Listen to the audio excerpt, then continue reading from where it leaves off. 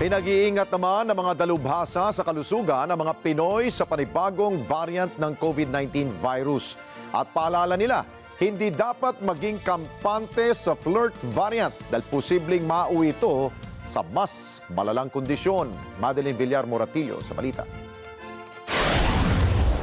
Binalaan ng isang health expert ang publiko laban sa mga bagong variant ng COVID-19 tulad ng flirt variant. Paliwanag ng infectious disease expert na si Dr. Ron Jean Solante, vulnerable na ang lahat dahil lumipas na ang immunity na nakuha mula sa COVID-19 vaccines. Talagang tayo lahat ay vulnerable na at kaya dito natin sasabihin sa publiko na talagang mag-ingat tayo at magmatsyag sa mga sintomas natin dahil pwede tayo mag-severe, especially do sa mga matatanda, even if you are vaccinated. Bagamat may mga bagong bakuna na akma na sa mga bagong variant ng COVID-19 o iyong tinatawag na reformulated vaccines, wala pa naman ito sa Pilipinas.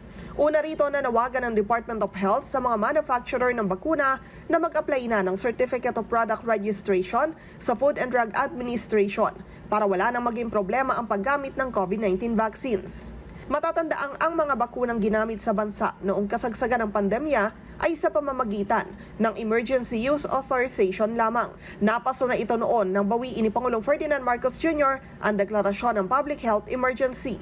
Ngayong taon, wala ring nakalaang pondo ang DOH para sa pagbili ng COVID-19 vaccine. Pero ayon kay Solante, hindi naman dapat maalarma ang publiko. Hindi na anya mauulit ang nangyari sa mga nakaraan na tuloy-tuloy ang pagsipa ng mga kaso. Because this is just an ordinary uptick. Ibig sabihin, hindi ito tutuloy-tuloy na talagang lumalago ang infection. Hindi kagaya noong 2021 or 2020. No? Doon sa mga bansa na mga ganito ring pagtaas ng mga kaso, hindi rin tumutuloy yan. No? Mga temporary lang yan ng mga uptick. Hindi naman inaalis ni Health Secretary Ted Herbosa ang posibilidad na nagkapasok na sa bansa ang mga bagong variant ng COVID-19 dahil hindi naman ng lahat ay nagpapatest. It's possible, although the variant isn't serious. That's why it's only classified as a variant under monitoring. Payo ni Solante sa publiko mas mag-ingat sa iba pang respiratory illness tulad ng pneumonia at influenza. Madeline Villar Moratillo para sa Mata ng Agila. Matatag, matapang, matapat.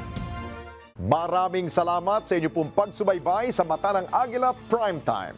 Para malaman ang matatag, matapang at matapat na mga balita, i-follow lamang at mag-subscribe sa @Net25 TV.